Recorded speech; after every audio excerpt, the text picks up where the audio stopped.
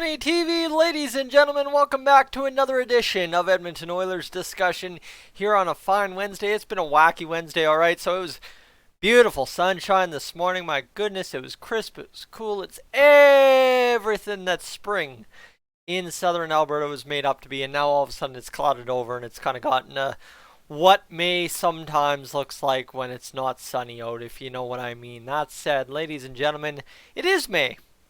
And at this point, you know, if you go back in Oilers history, there's a moment, I believe, was today the comeback Anaheim had against us in the playoffs in 17, or was that a couple years ago? Somewhere in there.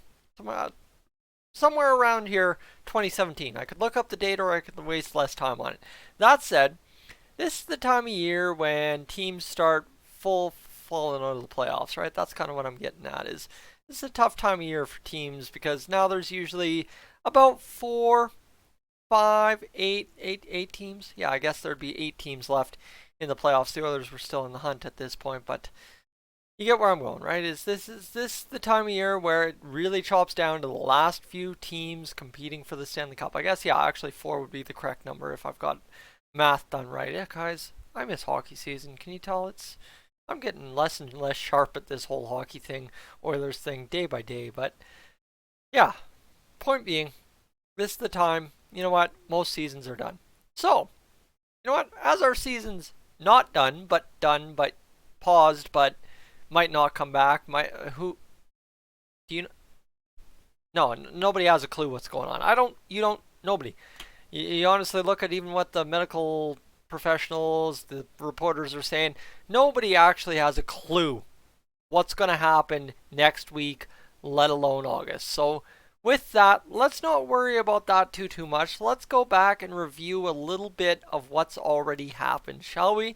And with that, I built in this funny little feature within this entire hockey season. 1,400 people have viewed this funny little feature I put into the Dolany TV 2019-2020 Edmonton Oilers hockey coverage calendar. And with that, I'll flip this graphic for this graphic.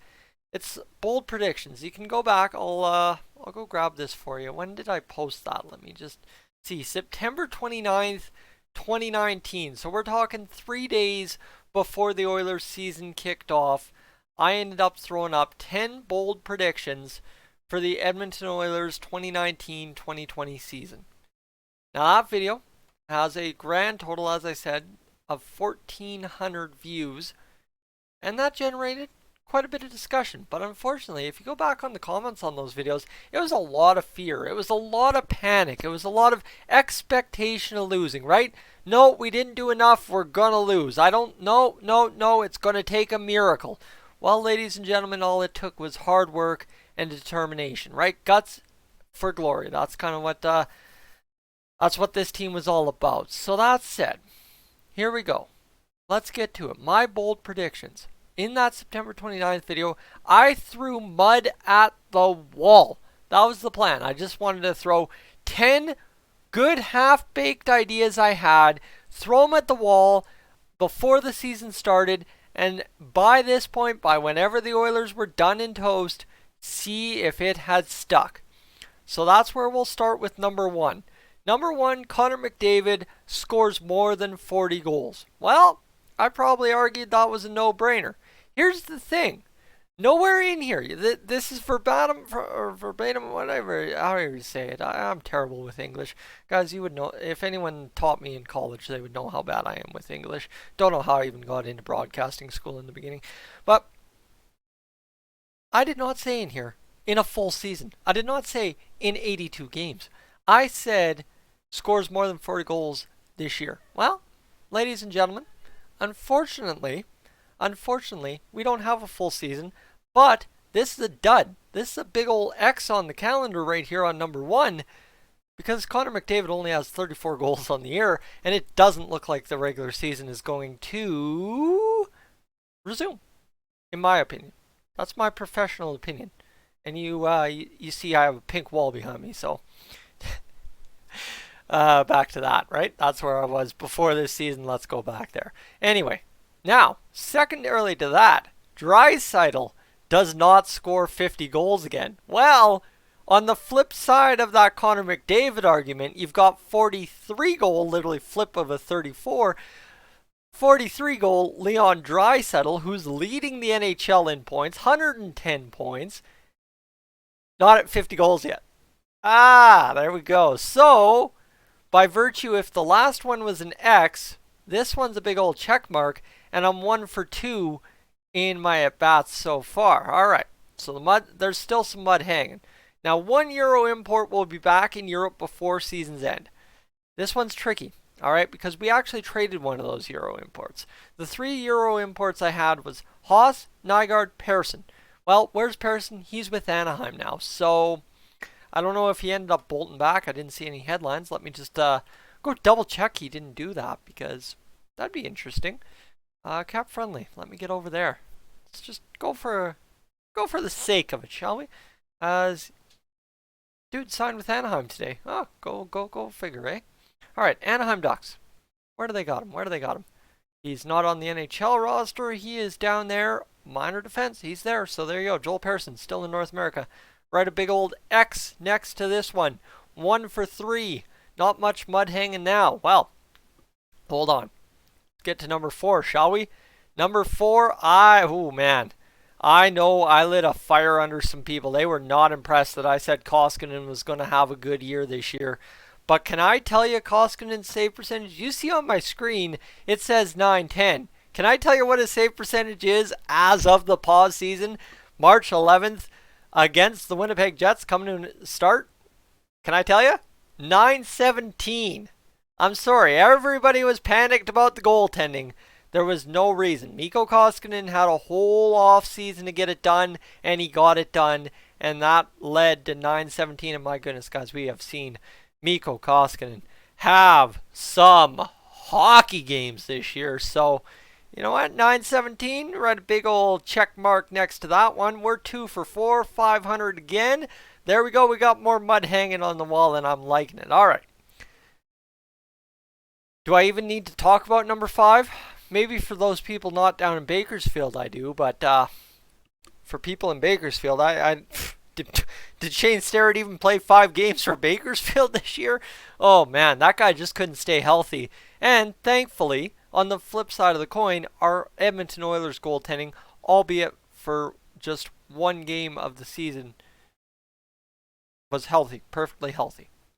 Stuart Skinner backed up Koskinen 1 night this year. That's it. Mike Smith banged up the leg. Skinner backed him up. We were good. All right. Don't need to talk about number 5. Number 5 hurts. That's a big old X. Let's move on. 2 for 3. 2 out of 5. All right.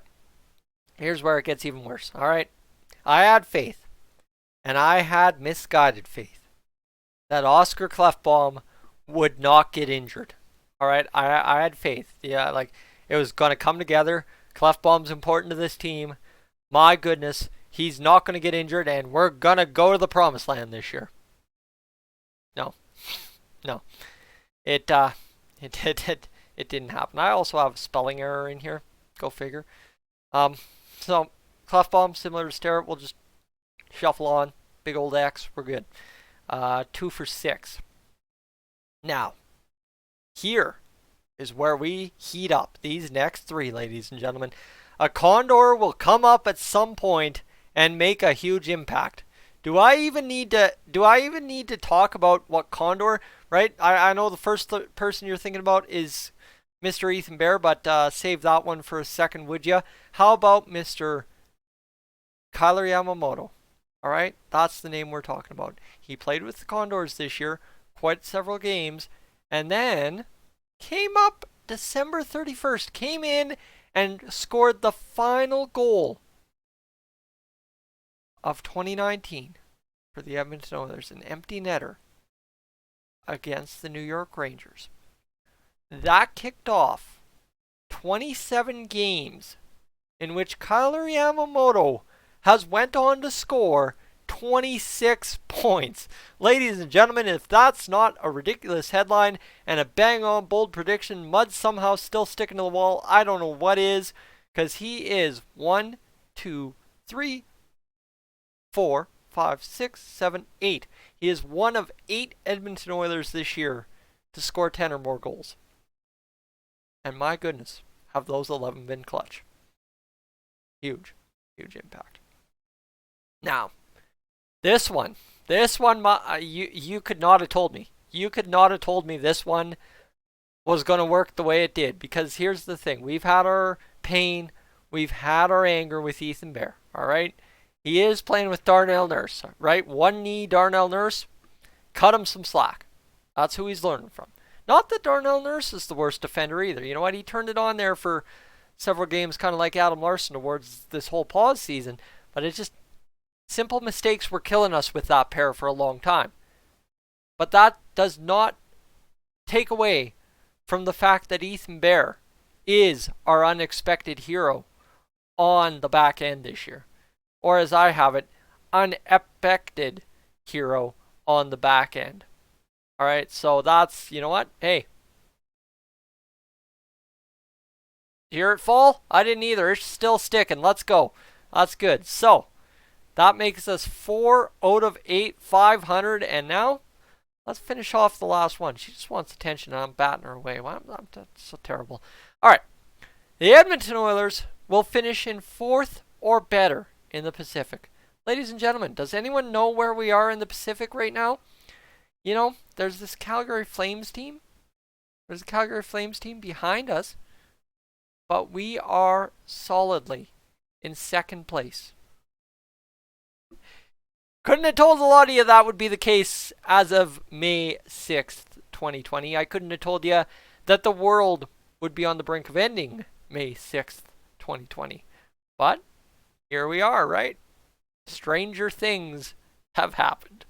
All right, I'm done gloating now, because that's where I finish. I go 5 for 9, and then the percentage goes back down to 500 because no Edmonton Oiler fought Milan Lucic this year. We were all too much more interested in a man named Matthew Tkachuk and his antics and his shenanigans and Kazian trying to get even and Mike Smith fighting Cam Talbot, the paradox world that we were living in. Ladies and gentlemen, that's your bold predictions. See, this was fun. I had a lot of fun with this. You know what? This was good. I'm really glad I did this. Now, go back. Were you one of those 1,400 people that watched that video? Go back and watch that video. Watch my logic. Now come back, revisit this, and tell me, at that time when you watched that video, would you have believed a word I was saying? Would you have believed that I had any chance of being right on half of this list? Because I know a lot of people probably wouldn't have, and I like I said, at the end of the day, all this list was, all these bold predictions were a bunch of mumbled up ideas I threw together in a pail, mumbled them up, picked up piles of mud, threw them at the wall, and slowly waited to see if they were going to stick throughout the season or not. 5 of them have so far. 5 of them have not so far. Wait and see. Ladies and gentlemen, I'm Tyson Dolany. This is Dolany TV. I will catch you in the next one.